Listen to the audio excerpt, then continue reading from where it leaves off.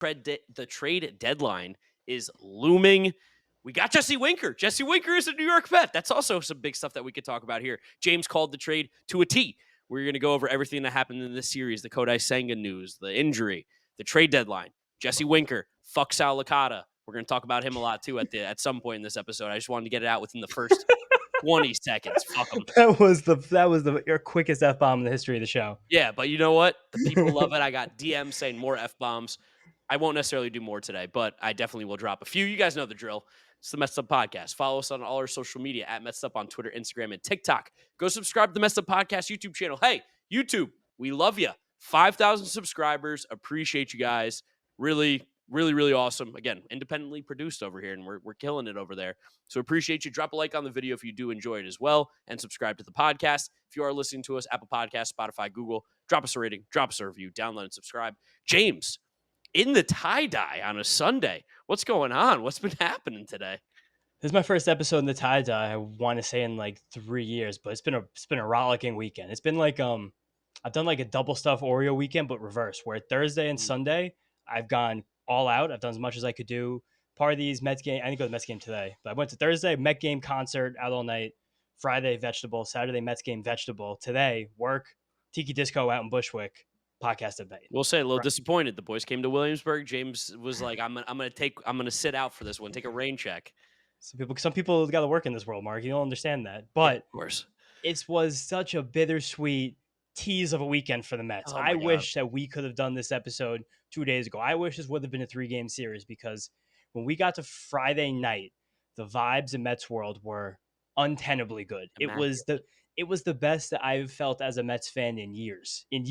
This literally. Yeah. So we were both at the game on Thursday, and Thursday was great. Really good game. Beat Chris Sale. Well, I guess we didn't really beat Chris Sale, but we beat Chris Sale. We beat the Braves. Ramon Laureano overrunning the ball on Jeff McNeil, who Jeff McNeil stays hot, keeps hitting, which is fantastic. And it was just good vibes, even though the Mets actually kind of played a horrible game offensively, but pitching-wise did a really good job on the mound as well.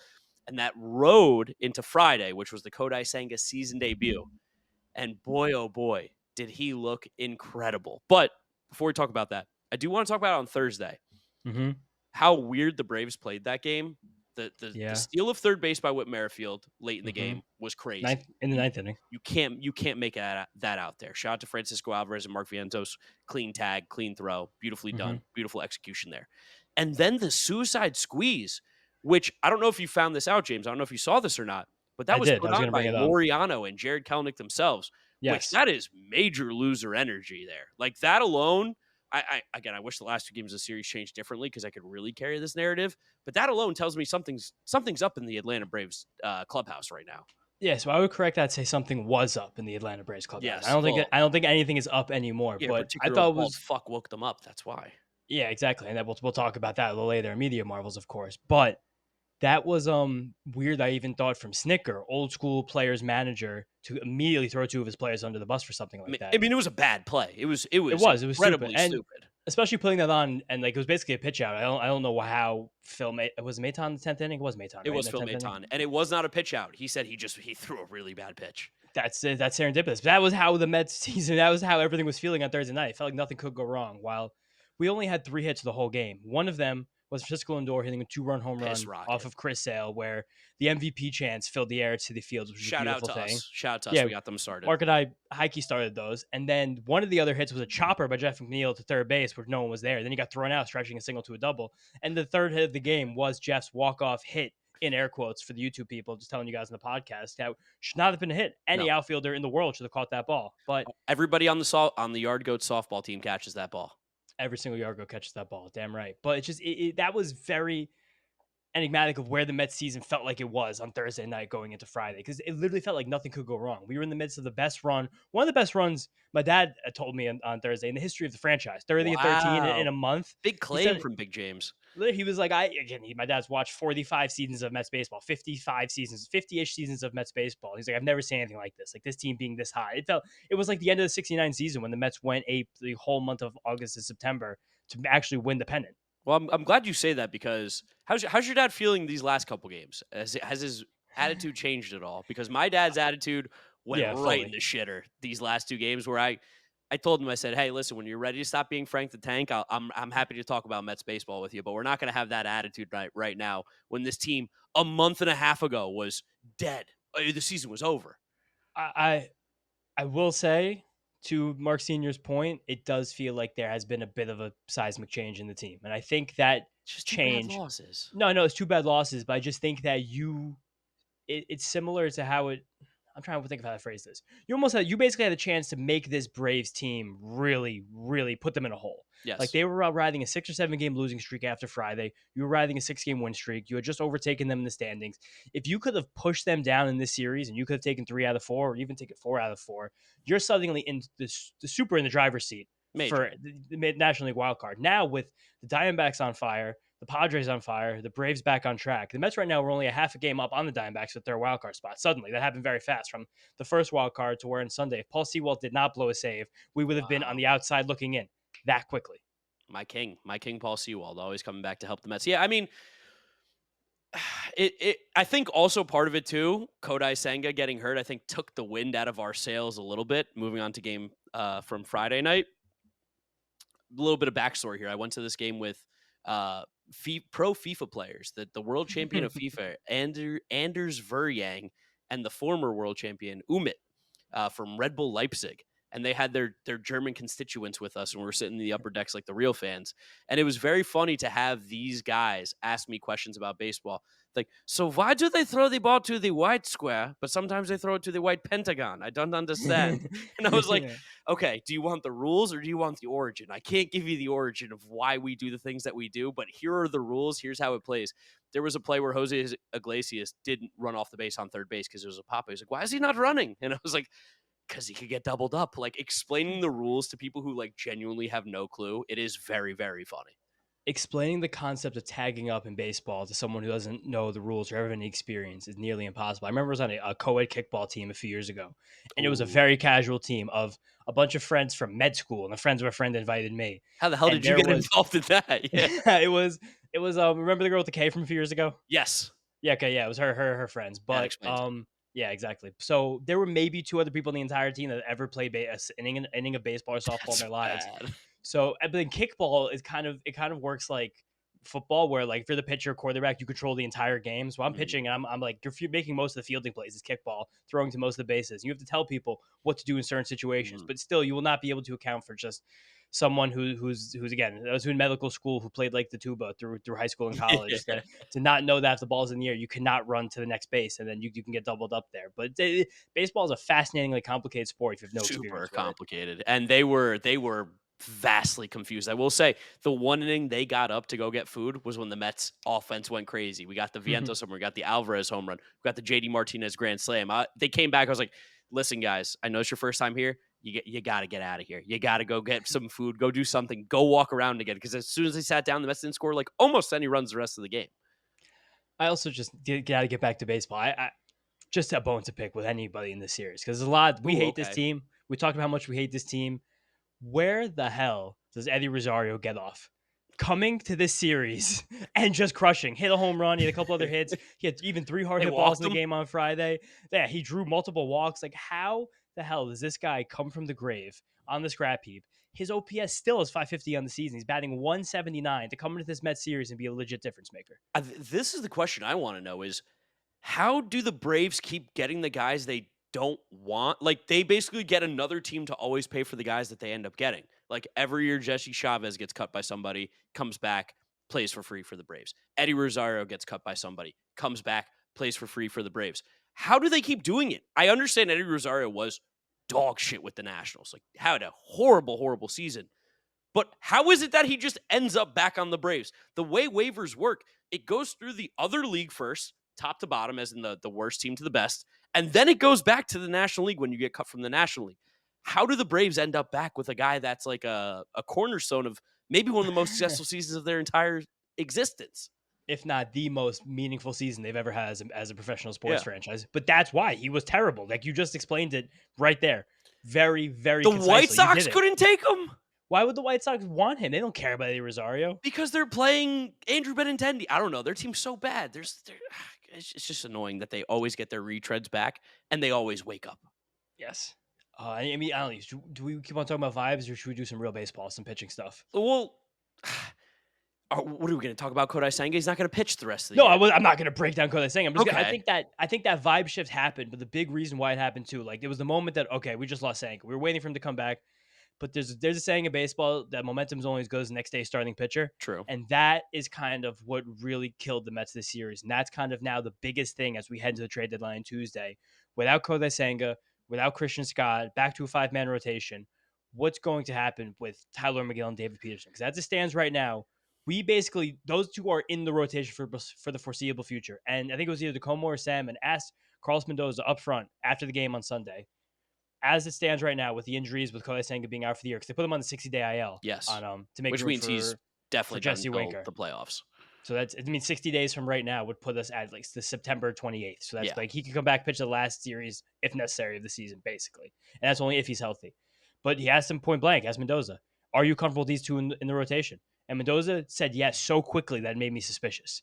He jammed such a quick, yeah, I'm comfortable with them. Like I'm like, you're very clear you're not comfortable with them just because we keep doing this with these two guys where and it You feels up? weird lumping them together because Peterson has been better of Way late, better.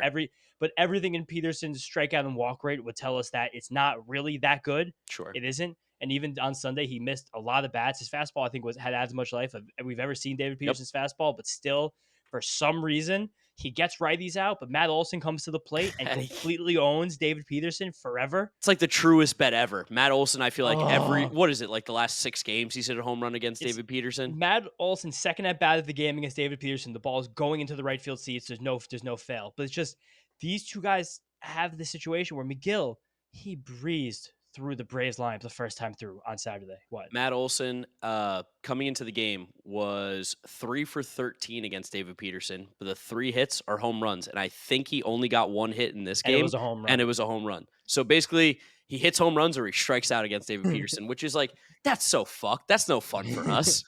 That's just also just could you just hit a single or a double sometime? But it's shocking to me that we're still in a point in 2024 where these guys haven't truthfully been pushed in the bullpen ever. And I don't think the Well, Mets can afford. I mean, each of them was sparingly. Peterson was given a bullpen stint, like when they randomly brought him in against the 2022, yeah. Yankees in 2022, which was bizarre and like a huge moment. But But like, I also didn't think that Buck Showalter had the aptitude to really let him loose in a bullpen No, of role, course like not. in a similar way that we're seeing Jose Budo in a bullpen role now, where you don't probably have the stuff or the command necessarily to get through a lineup 2 or 3 times, but to get through it one time, like we saw Jose Budo do really skillfully on Thursday, worked 3 innings, So save good. that game for the Mets after Sevy came out 5 2/3. That's amazing, and you just see this with Megill, where he gets through the lineup once, but he's still throwing a lot of pitches to get through, and there's still not a consistent feel for that slider. The splitter is getting better. I thought it looked really, really good on Sunday Mhm. until Eddie Rosario took one deep and hit a home run on it, and one that just sat in the middle of the zone. But before that, the pitch was performing well. It had 5 whiffs. It was darting out of the strike zone. There was one ball put in play on it, and it was very weak contact. It was good. The pitch was legit good, and then all of a sudden, bang! It's not good anymore. The thing I'm gonna say too is that in both of these games where it was 4-0 on a Saturday and 9-2 on Sunday, the offense also didn't show up, and I Yes, do think totally. that's an added pressure onto these pitchers who know that they're kind of the fringe-ish guys, especially like a guy like Megill who like literally was not on the major league roster until Yeah. all this stuff had happened. So like I think in in the moment when these guys pitch, it feels a lot worse. But I do think we sometimes give them a bad rep when Yes. realistically both of them did enough to keep us in a game, Easily. And and the Mets offense just didn't show up. yeah, and I even thought Megill was better than that. Even Peterson, until that 3-run home run today, was also better than that because Megill, it was a game where he gave the 2 solo home runs to Ozuna and Olsen. Okay, Yeah. whatever. You tip your cap, that happens. And then there was a little rally just after that where I think it was a Sean Murphy walk, advanced a second on There's a a weak bloop ground in ball. there. And then it was a line drive that Vientos just missed. Like he Yes, put his yes, glove yes. up and it was just to the left of it. And that's how that 3rd run came home. And even still with that 3rd run coming home, Megill had gotten through 6 innings and given up 3 runs, which is based on the rule, the stat, Deal. a quality start. Deal That's all a day. quality start. And then he comes back for the 7th. I think Mendoza got a little cute, but he did only have 87 pitches. But the bullpen was a little a little strained at that point. And Eddie Rosario hits the home run off the splitter. It's the first really solid contact he's given up on the splitter yet. So it's just like, like this went from basically a 6 inning, 2 runs to a 6+ 4 runs. And that's a big difference in the start, the way it looks at stat sheet. Same with Peterson on Sunday. The start was good. That first time through the order, Was retired great. eight in a row, 5 strikeouts, fastballs high, back foot sliders. It was amazing. And all of a sudden, he hit that 3-run home run from Olsen. The whole line's changed. And it does change. You gave up a 3-run home run that you deserve to not have as good of a line. But yeah, then the arm shake, He was that was a also little shaking weird. out the arm, which is scaring me a little bit there. Yes, but it's just, and again, but Peterson, you could feel it. That second time through the order, he was nibbling against Riley. Riley walks. Marcelo's Yep. doing a jumps on a pitch. He hits a little looper for a single. Okay. And then Olsen comes up, bang. Second pitch to the at bat, threw him 2 straight sliders. Second one hung in the middle of the zone, gone. It's just not, it's not, it's not bad, but it's not good. And in the season where every single game is important, So I important. don't know. The knock that I'll give both these guys, because again, I think I'm sometimes overly critical, especially on Tylor, the classic, the girlfriend Yeah, meme that I always say. of course. The one thing that I think is true and I think speaks volumes as to where they are as pitchers right now and why maybe Mets fans and just in general there is an overall concern is, like you said, that first time through the lineup, they're great. That second time through the lineup, though, the Braves hitters looked like they were unreal Ready. They're comfortable. ready to go. They Ready were to like, go. "Oh, I know what you got. I know what's coming. Please give it to me." And then when you get to the third time, they're like, Pause. "Pause." When you get to the third time, they're like, "Oh my god!" They're salivating at the mouth. They're like, "Wow, Tylor Megill and Yeah. David Peterson again. You're gonna do it one more time." And that's the shortcomings of these guys. I think like right now, and that's where you can kind of get blinded and confused by both of them as like quality start technically, like all things weren't actually as terrible as it looks, but they don't make anybody uncomfortable. And as we do get into these games that mean more and more as we get longer in the season, we just need them to be better. That is the difference between being a team that misses the playoffs by a couple games and makes the wild card. Yeah, and it's been true forever. You kind of mash those two together, and they're basically one pretty good starting pitcher. Yes. Where if you gave each of them 3 innings, you're like, oh, nice. We're in the 6th. We're up God. 2-1. Oh my Yeah, God. that's part of I'd it. love to go 3-3 with those guys. Holy shit. We'd be so sick. Awesome. And then leave Blue for another day, especially now you DFA Hauser. Like there's an option now. You can use another long man, but then to do this, we need a starter. We're going to talk about trade deadline a little later in the episode, but it does come back in the series a lot to the offense. Yes. Thursday night, we had no business winning. I told you guys before we had 3 hits, Look, and 2 of them were bullshit. Nonsense. And then the other one was Francisco Lindor just being a grown man. But past that, in this lineup right now, Lindor got a little bit colder towards the end of the series, as the whole lineup did. Nimmo has seemed a bit lost. He got moved back to the 3-hole too on Sunday that was an interesting move. with JD being out. But JD, besides that grand slam, also on Friday, he's Off. also been totally lost. Swing's been slow. He's going on a whole month with an OPS that starts with a 5. Nimmo not there. Pete finally had a good week. 6 extra base hits this week, but still is not fully the Pete that we expect and we see game in and game out. And then Vientos has been a little colder. Alvarez has been a lot colder. Luis Torrens is no longer the greatest catcher on earth. Came back to earth. Yeah, so that's why, again, I think we're talking about this a little bit later. The Jesse Winker trade's so big because then you still have the DJ Stewart, Ben Gamble in the lineup every day. Bader has not been in the lineup. He's a good guy to keep the Tyrone Taylor's been swinging it well. Tyrone Taylor's been swinging a hot bat, and McNeil swinging a hot bat. But we've been talking about this. Like, this is how baseball works. It goes back and forth, goes back and forth, goes back and forth. And that's why you need a lot of different guys in the lineup that can carry the load, which the Mets luckily have. But in a game like this, especially Saturday, where Spencer Schwellenbach was awesome. He's dominated, quickly becoming one of my favorite stories in baseball. For people that don't know, Schwellenbach was a 2-way player in Nebraska a few years ago. What tip the cap? Oh, Mark? I was all over Schwellenbach out of the draft. Why were you all over Schwellenbach out of the draft? Because that slider and he threw 96. I was all go to the tapes, run the tapes. I was all over Schwellenbach. I'm trying to pull Schwellenbach and I'm trying to buy high on him in a couple of dynasty. I sold high on him. Right I traded him and Ethan Salas for Jack Flaherty. Well, yeah, Ethan Salas he's going to be major leaguer in 9 years, so that's nothing. But Schwellenbach, he sat out all of 22 just after being drafted. He got taken when the Braves knew he had to do Tommy John, and he was a closer in college and part-time shortstop. He played there with full-time Bryce Matthews. Yeah. They were like tandem shortstops there, and him and Bryce Matthews are actually still pretty good friends now. First-round pick from the Astros last year, but he didn't pitch at all in 2022. He threw 65 innings, mostly in the low minor leagues in 2023, and this year. He made, I think, 6 or 7 starts in between high A and double A before calling up to the majors. He made 24 starts since high school and is pitching in the major leagues this well right now. It's an incredible story. And now he's another guy who's basically saving this Brave staff right now. He's better than Dylan Dodd. He's better than Bryce Elder. He's not Ian Anderson, AJ Smith-Shawver, Hurst and Waldrop. Like, he's taken over all those guys and been a legitimate 3 in this rotation. They lost Reynaldo Lopez against us on Sunday, so they're still reeling. They might just put themselves back in the starting pitcher market to make that even more competitive with all these teams buying right now at the deadline on Tuesday. Yeah, no, he looked really, really good on Saturday. So good. Yeah, Dominant. I hate being right. I really hate being right when it's about the Atlanta Braves. That one really sucks. But yeah, he dominated. And again, like this series does come down to the offense. You mentioned it. Like, okay, 9 runs on Sunday, whatever. You score 2 runs, you don't deserve to win a ball game. You score 0 runs on Saturday, you don't deserve to win a ball game. You score 3 runs on Thursday, you really don't deserve to win a ball game. Like the Mets actually, Off Chris Sale. That was, I know, but just in that's the general, ace. generally speaking, Yeah. you shouldn't be winning those games. Everybody averages about 4.5 runs in Major League Baseball per game. So it's like, as bad as these last 2 games feel, I'm going to say something real loserish, but I feel okay that we came out of this with a split because there was an opportunity where this could have been a catastrophically bad series.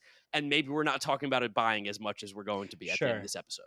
Totally. But then the other side, the flip side of that is that you still had an opportunity to like put your Bury them. foot on I your know. rival's throat. Not Well, bury them because we still have a month and a yes, half to true, go true, in this true, 2 full months of baseball to play. But you could have made a genuine statement instead. Now they're as confident as they've been in a month. I think though sometimes we get caught up in like the fact that you could have made a statement and didn't as a bad thing rather than just like you didn't do it. Cuz like Yeah, sure. this isn't like if you played the Marlins with the same record and you didn't stomp on the throat of the Marlins. Like the Braves are still a good team. They still have good ball Totally. players. Like Olsen has been cold this year, but we know he's one of the best first basemen in the league. Austin Riley's been cold this year. We know he's still one of the best third basemen in baseball. He's also been blazing hot for a full month, 6 weeks correct. now. Well, yeah, of course. So you run to the Mets Wait, to get hot. Austin Riley, this is crazy. He had a 618 OPS on June 13th. And it's What is it now? already up to 775. Yeah, I mean he's a really good baseball player. He's one of the Yeah. best third basemen in the entire league. So as hot as the Mets were, they're going to get cold. As cold as the Braves were, they're going to get hot. 2-2 in this series. That's probably the most appropriate way that this series could have ended, where both teams are like, that's about right. Yeah.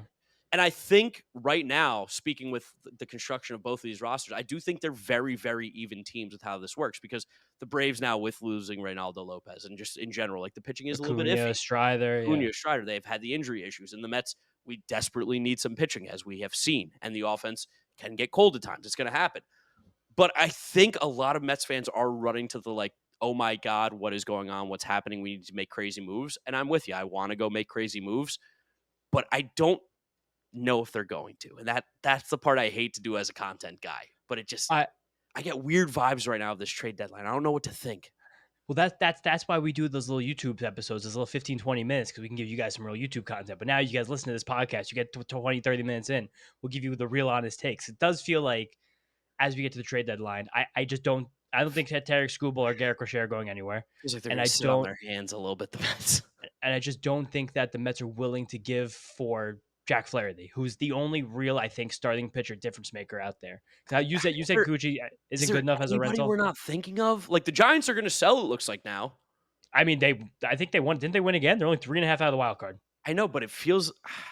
I don't know, man. Why do you think Blake Snell's his best start of the year? I know he just struck out 15, but it was against the Rockies, so it's like sure, but you still did it. You still played professional baseball. But then they players. said Jordan Hicks, you're in the bullpen now. They don't have any starting pitchers. No, but Jordan Hicks has been bad going on like 2 months now. He's been struck bad. Out like 7 the other day, but yeah. No, but his velocity's down. Everything's down. His inning, he can't throw that many more innings this year too. He's another guy who's already up to 100 innings this year. He's never thrown more than 65 in a season. Like I think that was always the plan with him. But they still have Kyle Harrison, who's in a groove right now. He's ready to go the rest of the year. Snell's ready to go the rest of the year, and Logan Webb's ready to go the rest of the year. That top 3 could stand up to any 3 in the National League, and I'm very serious about that. The only team that we're 100% sure is selling right now are 2 teams: Marlins and the Tampa Bay Rays, because the Tampa Bay Rays are getting rid of anybody who's anyone. Yeah, not even the Rockies are selling. The Rockies are 18 games out. They're not. They said selling. Ryan McMahon can't have him. Well, they traded Nick Mears to the Brewers, who's going to become one of the best relievers in baseball, just so everybody knows. Yeah, but it's just the market is so weird right now, and that's why I think there's a strange thing in the back of Stearns' mind that he's like, damn it, this team got hot. Like we could have made out this trade deadline. We could have pulled top 100 prospect from Anaya Severino and just let this thing coast to the rest of the year. But now this team's in the mix. It's not a bad thing this team's in the mix. I desperately want this team to make the playoffs. I'm foaming at the mouth for this team to make the playoffs. But I question how deep the Mets are willing to go unless it's a Quantrill or a Fetty, a guy that can help in 2025. Can I play you? I got a sound bite sent to me from Instagram from someone I met at a game in the past. Okay. Edwin Diaz Lover is his name on Instagram. Sent me a voice message. I listened to it earlier. You're going to love it. Ready? Yeah. game. Remember, we walked up to you saying, "Do you think we should sell or buy at the Mets Yankees game?" What do you think now, buddy? You still think we should sell? I didn't fucking think so.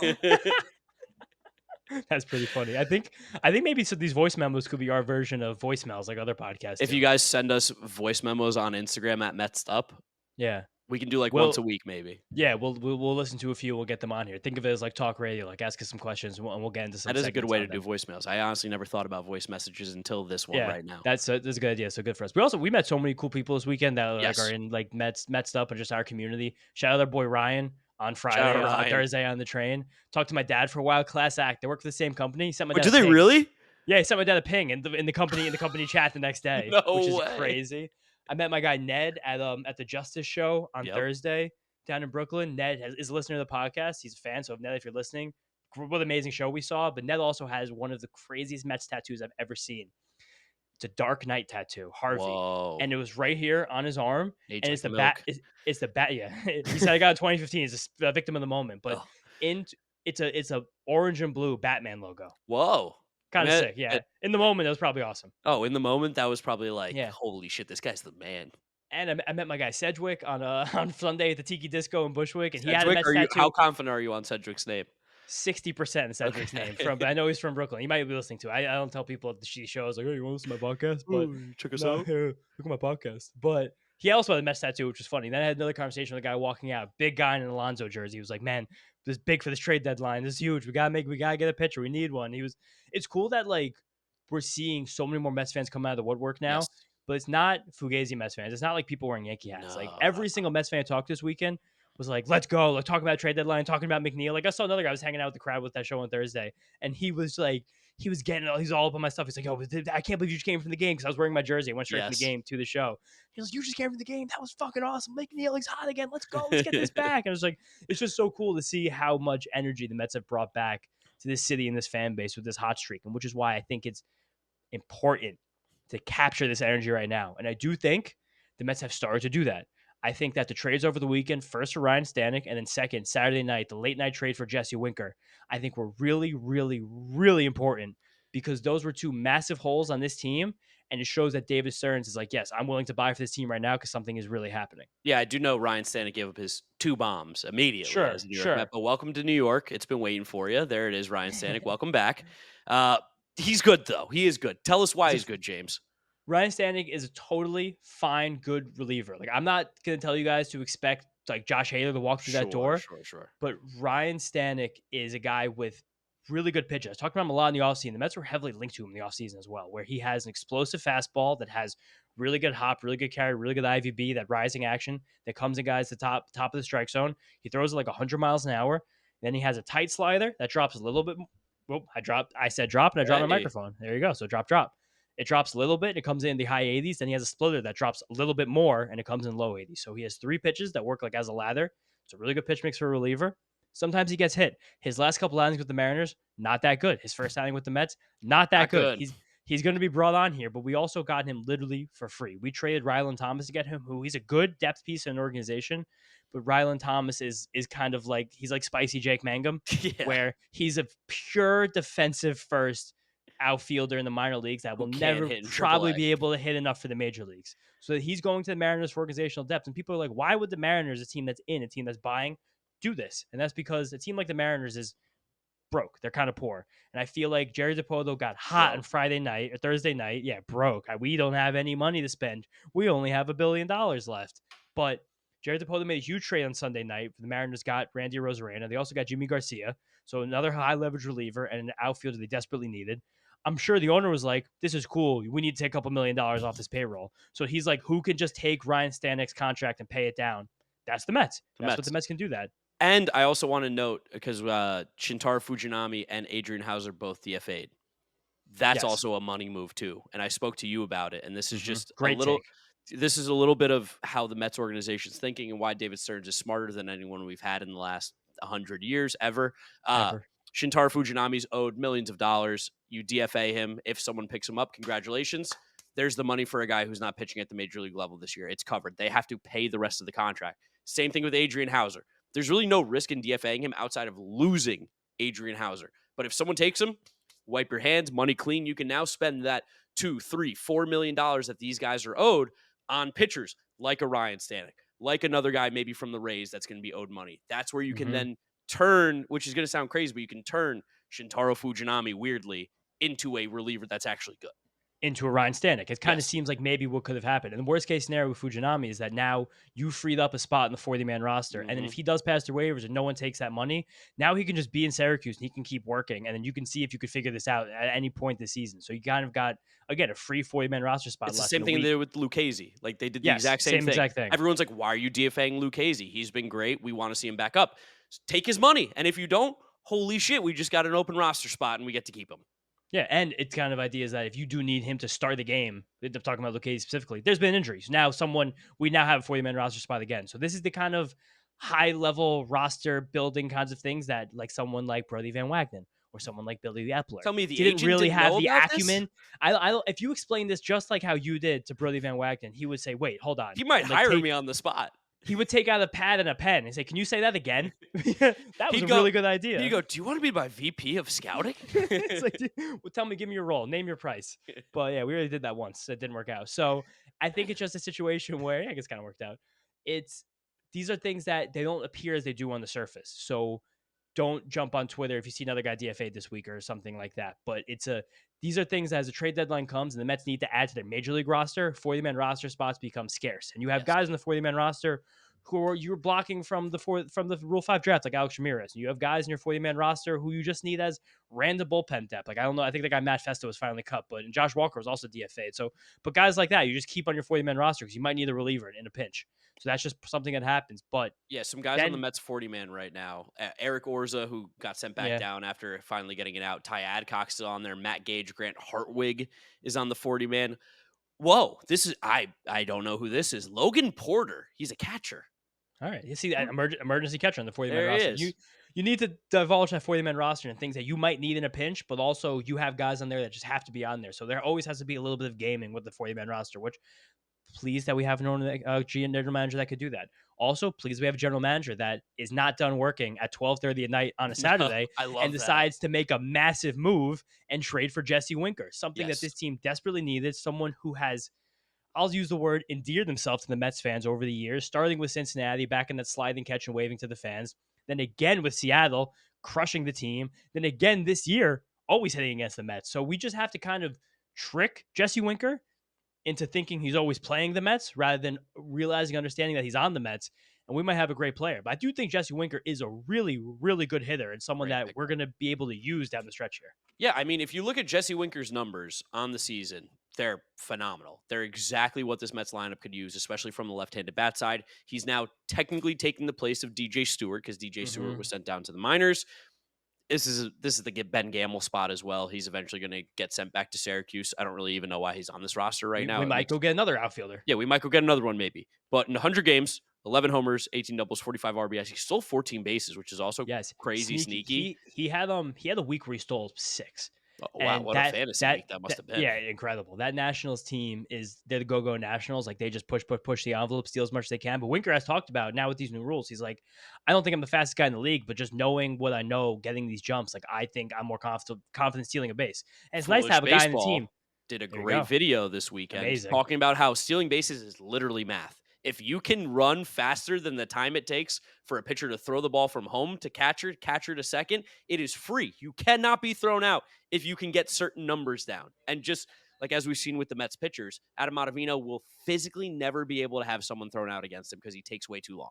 Edwin Diaz the other day too, similar. That's it. And that's I think that's something that's lost a lot so it was a great video by Foolish Baseball, as all of them literally always are. But I think it's lost in baseball discourse. People give a lot of stolen base stuff to catchers, not pitchers. But Winker has talked about that, and like the new rules have helped him with that, which neither here nor there. The other amazing thing about Winker, and this is something that's always been true of him in his career, he does not expand the strike zone, and he loves to take a walk. Which this Mets lineup, we broke it down the other night on Thursday. This Mets lineup isn't a very walk-heavy lineup, especially not as much as they have in the past. It's not as much as other good teams in the league. I'll grab their walk rate in the season right now as a team, but Winker's a guy who I'm very confident to hit in the middle of this lineup, to put the ball in the gap. He's almost up to 30 extra base hits on the season with a walk rate that's, I think, 12 or 13%. I mean, he's got a 374 on base percentage, which is just super. That's one of the best on base percentages in the league. And that's an almost 400 plate appearances. Like that's not like Jesse Winker is a part-time player. And I think there's also an idea with Winker because it seems like Marte will come back this year. I don't know how, I don't know why, I don't know when. But as we've seen JD Martinez he just looks a little old, get a little Yeah. slower. I think it's good to have a guy like Winker on the roster who, like, you know what, you're facing a tough righty. Give JD a night off. You Yes. can use him as a pinch hitter later in the game and just be able to give him a break because it just seems like he's 37 years old. The way this season has gone, Season's been long for him. he's in a slump right now. He really is in one. So it's good to be able to have another guy like Winker who's not good in the field at all. He's bad in the field. Well, there's one thing he's good at.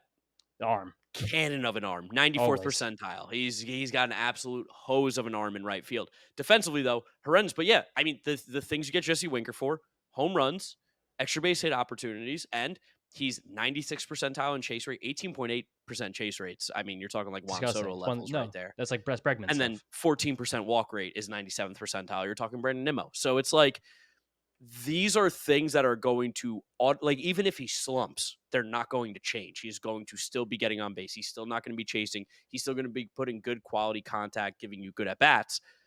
This is a really good pickup, especially for what we gave up. Tylor Stewart, I think, will be a Major League Baseball player at some point in his career. I think this is a good trade for both sides. Jesse Winker gives us value right now for someone that, let's be honest, Tylor Stewart's like 11th on the pecking order of Mets pitching prospects right now. And I think that's the beauty of what we've seen Mets player development and this David Stearns regime do with this team the last few years, that now you're the trade deadline. You're able to trade a pitcher who's a fringe major leaguer, and it doesn't hurt that bad in terms of what your minor league depth still is. And I caution everybody who, like, because of all the trades that's been happening, Jazz Chisholm, Randy Rosario, like, everybody goes immediately to MLB Pipeline, Baseball America for the where are these guys ranked in the organization. In this team, yeah. And I think context is super important. It's useless. Because a guy like Tylor Stewart, I saw some Mets fans were upset. Oh, that's like our 11th best prospect. That's our 15th best prospect that we gave up for a guy who's going to be here for 2 months. But then you look at Tylor Stewart and you go, well, in 17 starts this year at AA as a 4 ERA. And this is going to sound, it's totally acceptable. He's going to be a major league player. Like I said, this is not to slight Tylor Stewart.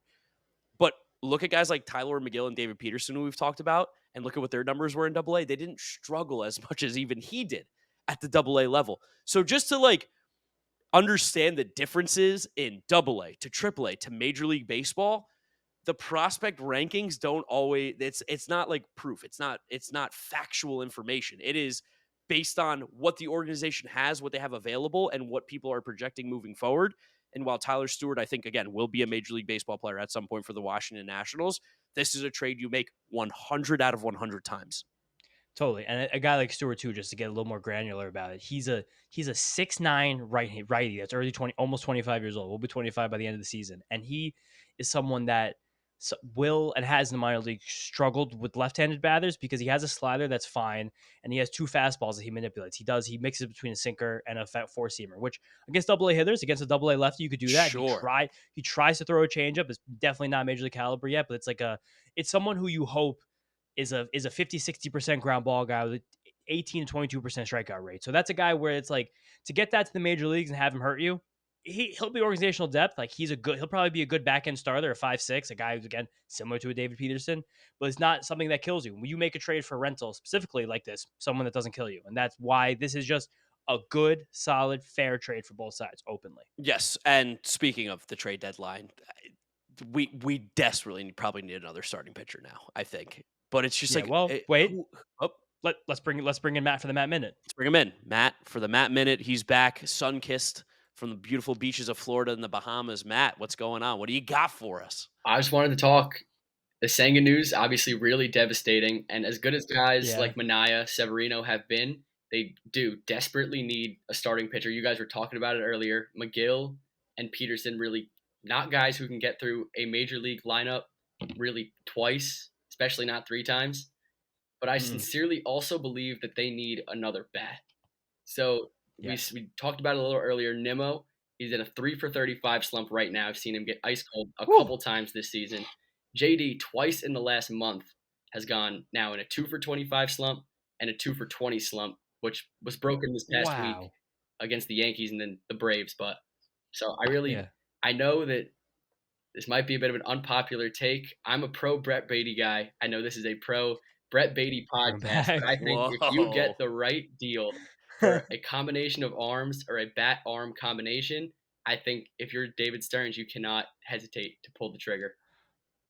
Yeah, that's a good take. We didn't talk about the idea of Beatty going out yet. I think that's something that probably is super on the table with Viento's emergence. A team that we really would have loved to have traded with, the Tampa Bay Rays, apparently also love Yes. Brett Beatty. So, I mean, I would have loved to have used Brett Beatty to maybe get a Zach Eflin, but here's the thing about Beatty. If Beatty winds up going to the Rays, like they will Isaac Paredes him. And you know what? And I'm going to say this. I will be okay because Mark Vientos has been great. Mark Vientos is our third baseman.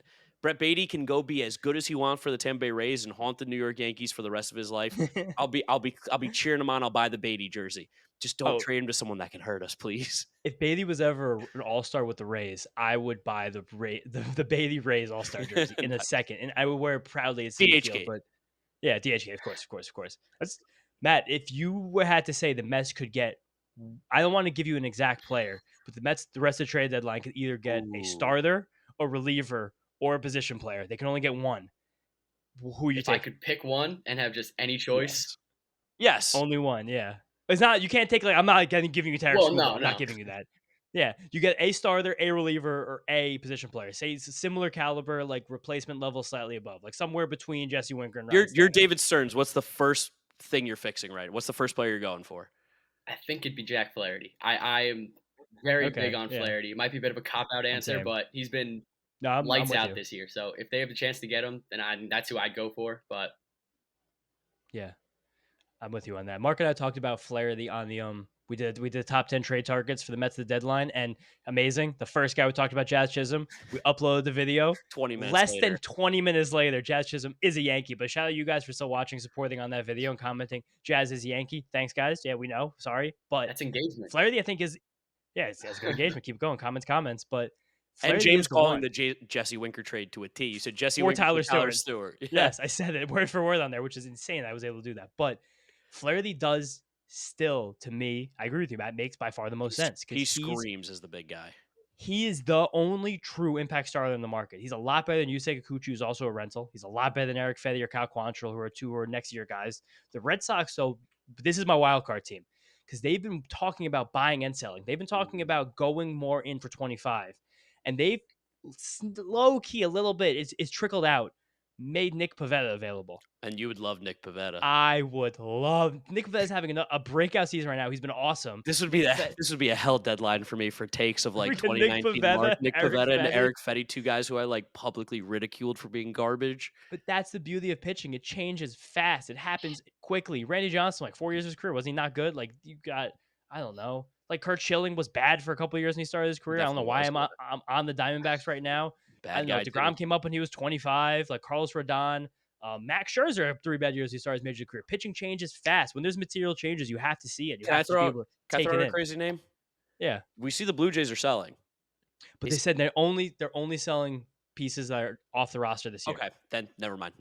I'm gonna. Who you talking about, Barrios or Bassett? Yeah, I'm just like, well, are those guys available? They've said no, but I think you could give them an offer. But they're still committed with Vlad and Bo to try and compete next year with this carcass of an organization. It's a horrible decision. But I don't know. I'm with you, Matt, on Flaherty. The Mets are never going to buy Tanner Scott. They're never going to do that. I don't think they're going to get one more bad reliever, like objectively, like a mid reliever, and they might get one more bench-ish level bat. I'm confident in both of those things. I know people are bringing up Nathan Eovaldi, but I don't think the Rangers are selling. I don't think they're moving guys. It looks like they're willing to buy. I think they're only like a game and a half out of the wild card or something like that. They're not that far away. I don't know, but they also Eovaldi is not. Or they're 16. I think Nathan Eovaldi's name pushes himself higher up to what people think of him than what his talent, the skill level is now. Like if we got to the playoffs, then yeah, we have Nathan Eovaldi. We're advancing around automatically because you have Nathan Eovaldi. But I don't know. We have to get to the playoffs. He's still a 3.3 ERA with a 1.03 WHIP. Like I know really the arm is roast beef. We know that. Like that elbow. Like if you kiss it too hard, it's gonna just absolutely implode. But he does just kind of pitch well. Like I don't know what it is about Nathan Eovaldi, but he's going on 5 straight years of having ERA below 4. The Rangers are still 5 back as the division and 6 back in the wild card. Yeah, so it's from like your Kansas City Royals. My Kansas City Royals. That is true. Which, God, But I'd love to buy Seth Lugo from that team, but he's not going anywhere. not anymore. He's closer to Cy Michael Young than Wacha. being a Met. A lot of people on Twitter keep talking about DeGrom to the Mets. Guys, there's no way that happens. Never a shot. He is due hundreds of millions of dollars and has no trade clause. Why would this ever happen? He hasn't pitched. And also has, I was about to say, Hasn't thrown a like pitch. 30 innings in the last 7 years. So, All right, but that's our trade deadline stuff. If you guys are going to be around on Tuesday, Mark and I are going to live stream on Mark's YouTube channel, Draftneck Mark. But this is going to be our 4th year in a row doing it, I think. Yeah, since we've lived together. It's going to be a great time. Yeah, we that was the first time I ever got over 1,000 Twitter followers. Your first live stream with you. There you go. Which was awesome. That was a rush. It's a good juicer. Matt, as always, thank you for the Matt Minute. Appreciate it. Matt. And let's go ahead and preview what is going to be the next. No. You're forgetting something very important we have to do. We have not talked about this the whole episode. I gotta We've put made my you guys hate wait hat for it. I wanted to do the Media Marvel this week, and I wanted to give you guys some really cool, like, guarded baseball takes. One of the most interesting baseball storylines that's come out in years happened this weekend, where Garrett Crochet, in trade rumors, has said his agent was like, if he gets traded, he's not pitching the playoffs without an extension. I was like, wow, that's great player empowerment. I love that they're doing that. If I'm adding on risk for my arm and my health and my future without getting my payday, I need something up front to mitigate that risk. Yes, and tons of people in the baseball media landscape came out and said that's ridiculous. The player has to play. It's not up to him. It's up to the team.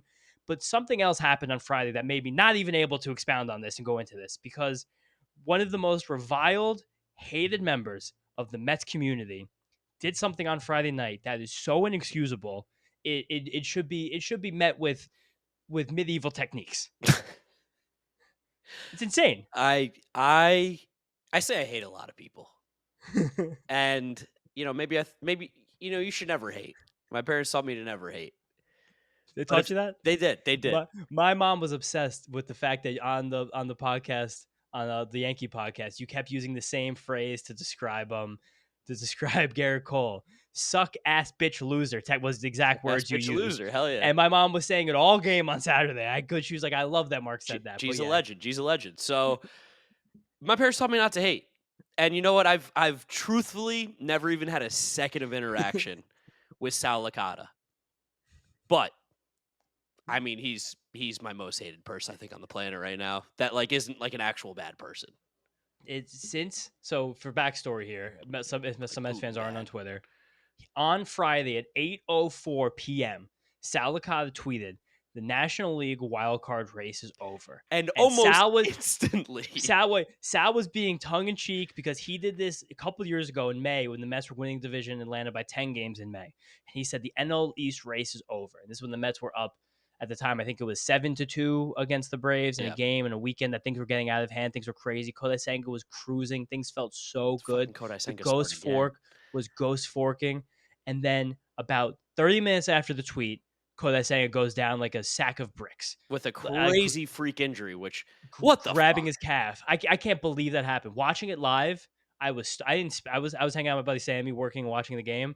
I didn't talk for 15 minutes after that. At the stadium, I didn't even really understand what was happening. I was like, he's all right, right? I screamed when it happened. I went, no!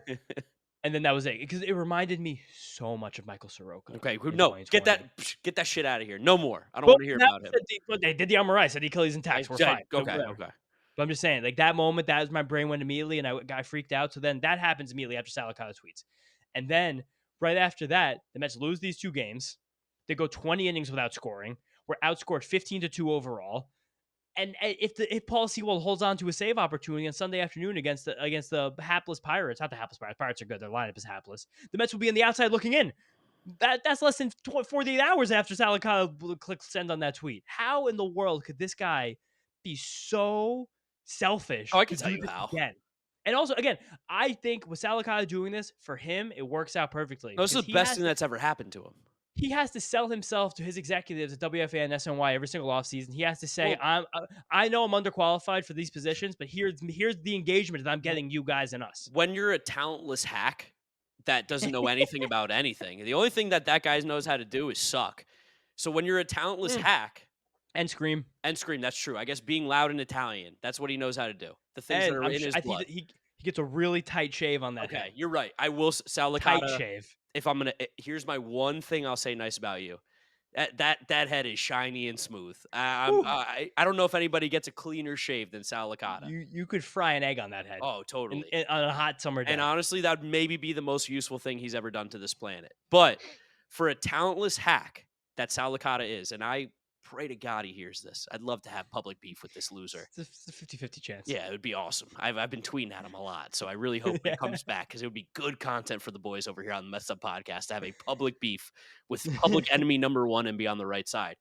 But what a fucking idiot to tweet this shit. And you know what makes it even worse? I'm all for the bit. I'm all for the riling up. I do it myself too. We're a content machine over here. But the Atlanta Braves themselves said there was a particular bald idiot that specifically motivated them in the 2022 season. And that bald idiot is fucking Sal Licata. So I don't know if he's secretly from the city of Atlanta. I don't know if he actually even is a Mets fan. I said Brandon Tierney, which is weirdly his other bald fucking idiot co-host. I don't know how those two are on at the same time and they don't talk over each other the entire time. It's not a show I'll ever listen to. We'll say this. I will be making calls this week.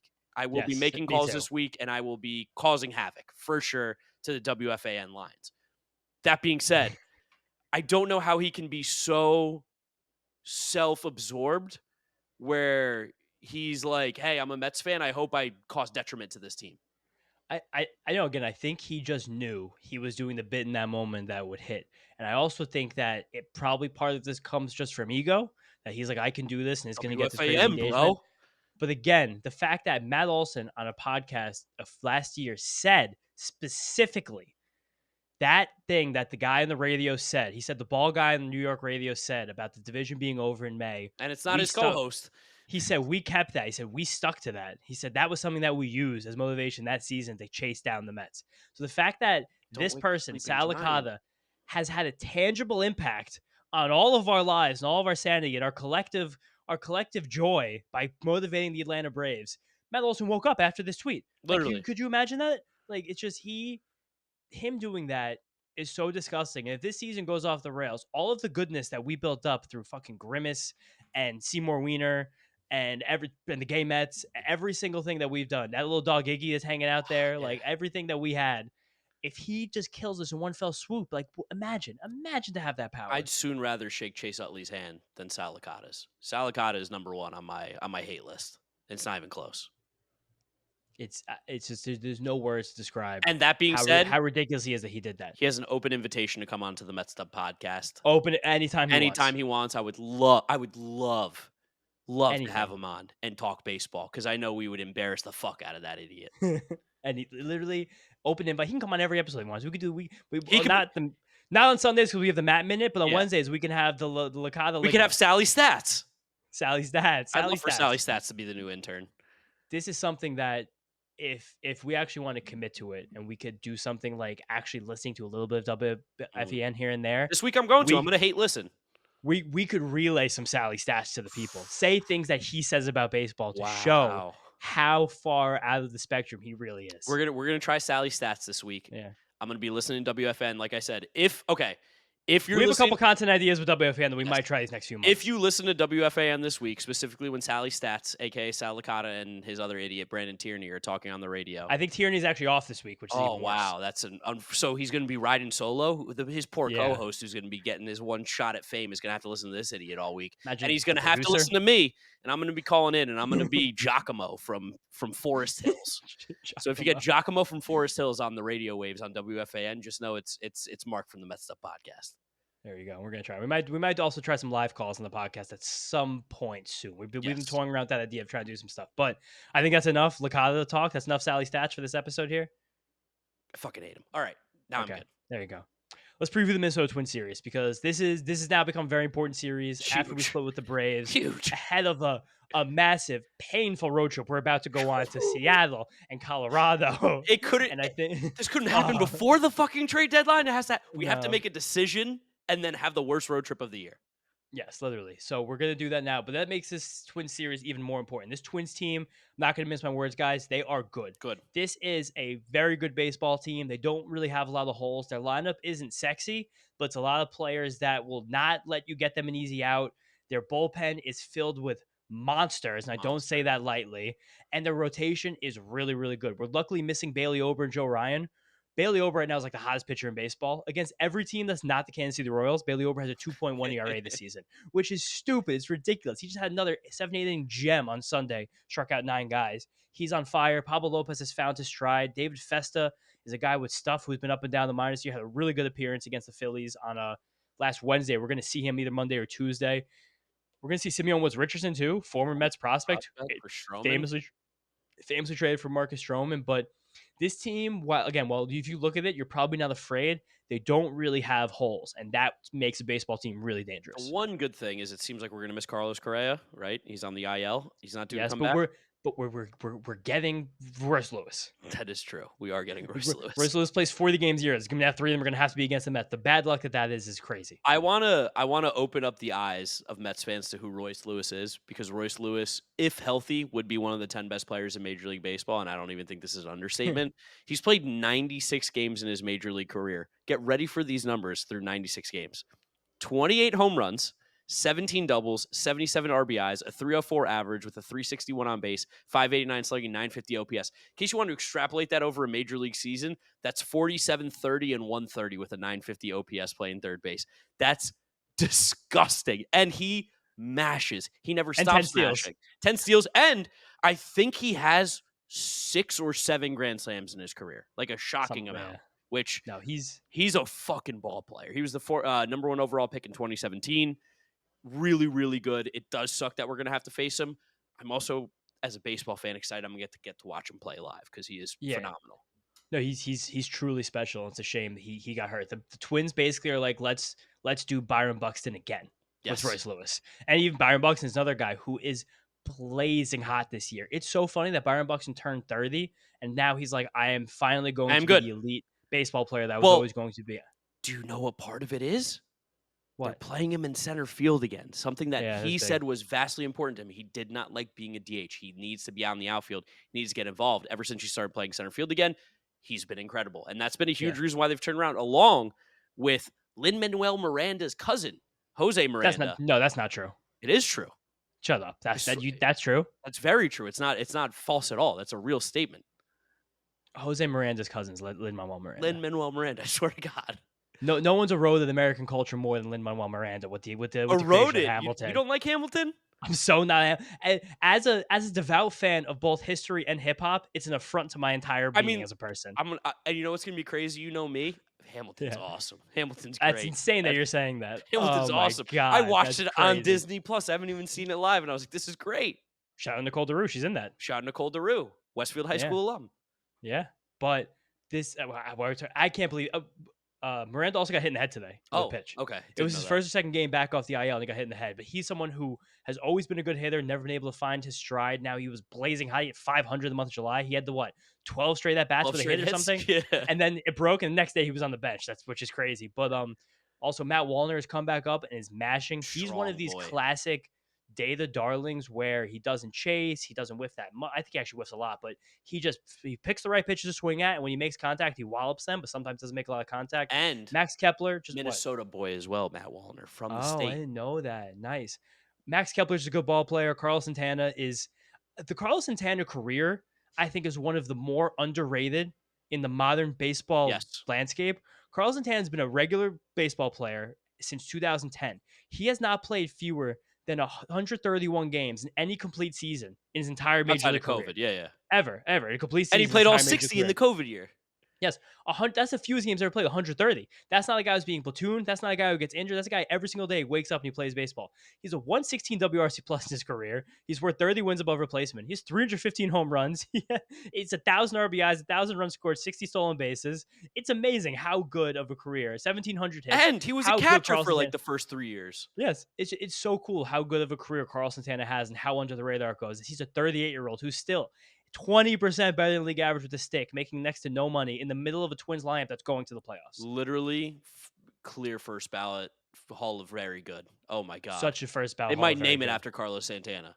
It's Carlos Santana and Mark Burley are going to define the Hall of Very Good. Like those two are the namesakes for AL Brooks Central. Lee's also good. Yeah. Brooks Lee also called up. He's been a good baseball player, just Probably not the high end that people thought when he got drafted, but the guy just does a lot of things well. Willie Castro's having a career year, playing all over the field. Oh, he's an all-star. Infield, outfield, stealing bases, high average, balls in the gap.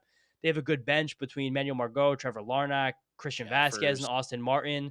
Jeffers is having a good season catching, kind of on the downturn, but still just a good, solid catcher. Again, this is a good team. And give me a second here to talk about these relievers. Wait, let me ask you the guys. What? Okay, I know who you're going to talk about. First, you have to start with Joan Duran. Of course. Who do you tell us about him? Joan Duran, you guys have heard about the splinker from Paul Skeens recently. Duran kind of invented that pitch as someone who can throw so hard that you have a pitch that you could throw like 95 miles an hour and kill vert, which means it just drops quickly without really any backspin. Fade out of the zone. He's a revelation. He hasn't even been as good this year as he has been in years past, but he's just a complete freak of nature. Someone that's like, he's what you would make a reliever in a video game like 12 years ago. I want you to throw 102 miles an hour with a 95 mile an hour splitter and a slider that makes you shit your pants. You face your friends when you're doing both doing a franchise. You're like, look at this guy I made. And I can't hit him. This isn't fair. You can't use it. I'm going to make this reliever a 99 overall. And another guy who's truthfully one of my favorite relievers in baseball because of the story, Griffin Jacks. You know I love Griffin Jacks. I've always loved Griffin Jacks. Short king. No, he's 6'2". What? He's not a short king. He's a big-time prospect. He's the smallest 6'2" I've ever seen. He's the first ever graduate of the Air Force to make the major leagues, first of all, which is insane. His first few years in the minor leagues, he was going back and forth between the Air Force, first to finish his degree, and then for literal deployment to pitch in the minor leagues, pitch in short season ball in the minors, then go back and forth. And then he kind of had to make a decision on whether he was going to be Army or baseball. And then the rules changed with the Olympics. He was able to circumvent his service time by being an Olympic athlete for the United States of America. That kind of got him to fully focus on baseball. He got through the minor leagues. He got to the big leagues as a starter. Wasn't really very good. Went back down, learned the sweeper, and he throws one of the hardest sweepers in baseball. It is freaking crazy. This pitch comes in. I have it somewhere in my notes here. Where is it? Upper 80s, so he can kind of backdoor it against the lefties as well, which rarely you could do. He allows no hits on it, no barrels on it. It's so amazing how good that pitch is. Man, they do have a good bullpen. God, such a good bullpen. I'm looking at the arms here. Bar, Jorge Alcala, Josh Stallman was a guy who throws 101. Brock Stewart, another amazing story. He was out of baseball for years, former top draft pick, came back to the Brewers Twins, rehabilitated him, lights out reliever. They have 5-6 relievers deep in this bullpen who are even Stephen O'Kurt, not special by any means. No. But as just like a second lefty to mix in. Top to bottom, this might be the best bullpen in baseball. You guys can hear my excitement talking about one of the best bullpens in baseball. James is definitely feeling himself. They have this whole bullpen. They don't pay any of these guys a dime. This is the beauty. This is the joy. This is the goal. David Stearns. This is what we want. This is what we're building towards in a few years. But it's just amazing. This is a really good baseball team. I think perpetually underrated. They're going to give us a tough series. Yeah, very, very tough series. Mets need to win 2 of 3. You have to keep winning series right now. It's keep winning series. And this is going to be like an annoying thing to say, but you can't worry about anybody else right now. Mets need to win baseball games in front of them. You keep winning. If the Mets play good baseball, win series, and they miss the postseason, you say, well, fuck us. Shit out of luck. We did everything that we can. You can't worry about what the other teams are doing because there's 7 other teams, and someone's going to win every single night. So as long as you're one of those winning teams, we're good. Yes. And I think there has been a little bit too much screen watching for Mets fans recently. Way too much. And there's so much baseball left. There's so many teams in the mix. We just have to get there ourselves. Yep, get there ourselves and keep playing some good baseball. I think that's going to be it for this episode, guys. We're running on an hour here. We're going to check to see if we have any reviews to read to end the podcast. Here I am pulling up our podcast feed, and I am seeing that we have a couple. Okay, give us one for the people this episode. Okay, one for the people. I'm going to go, do we do Pat's stats? Did we do Pat's stats last time? Pat's a good listener. See, I don't think when was the last episode that we did? What day was it? Yankees Wednesday. Oh, we've got a lot. I'm gonna give you Frankie Peppers because I like that name. Okay. Frankie Peppers, 5 stars. The one I wait for, like clockwork. After every series, win, lose, or draw, I wait for this podcast to drop. We got to draw this time. Ever since returning to an independent project, the vibes have been off the charts. James and Mark have a gift for balancing perfectly understandable reactions with enough knowledge to stay realistic regardless of the team record, often manifesting as loud and honestly both positive and critical and careful optimism.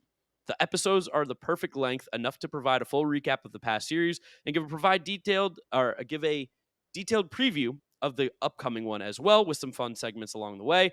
This podcast carpools with me to work, helps me cook dinner, works out with me, keeps me company, and makes the long baseball season that much more enjoyable. LFGM, thank you both for your amazing work. Frankie Peppers, I want to meet you one day. It's an awesome name to have on the podcast feed. Frankie Peppers, call me James Onions. I'd allow Frankie Peppers to call in once a week. I want to hear what this guy's got to say. I want a Frankie Peppers voice memo next episode. We get the Matt Minute. We get a Frankie Peppers 40. Give him the whole episode. We just interview him as a guest. Also, guys, coming this week, I think Wednesday we're going to do it. We interviewed one of the Mets draft picks. Not going to say who yet, just in case. Just in case. Yeah. Just in case. Yeah. So we interviewed. We've been embargoed before. Yeah, he's awesome. He was so cool, and he had a lot of really just great things to say about the organization. So get excited for that one. First player exclusive interview we've had in a while, which is really exciting. And we will be the first to get that. We did, which is cool. And this dude, shockingly zen. That's all I'm going to tell you. He's a bro. So zen. So, guys, thank you so much for listening and watching. Make sure you follow us on all our social media at Mets'd on Twitter, Instagram, and TikTok. Go subscribe to the Mets'd Podcast YouTube channel and drop a like on the video as well. We do appreciate it. If you're listening to us, Apple Podcasts, Spotify, Google, drop us a rating, drop us a review, download, and subscribe. Follow James on Twitter at James_Shiano. I'm Giraffe Neck Mark with a C. Thank you for listening. Thank you for watching, and we will catch you maybe after the trade deadline if something big happens. If not, after the Twin Series. Peace out. Peace out, guys. Thanks for listening. See you next time.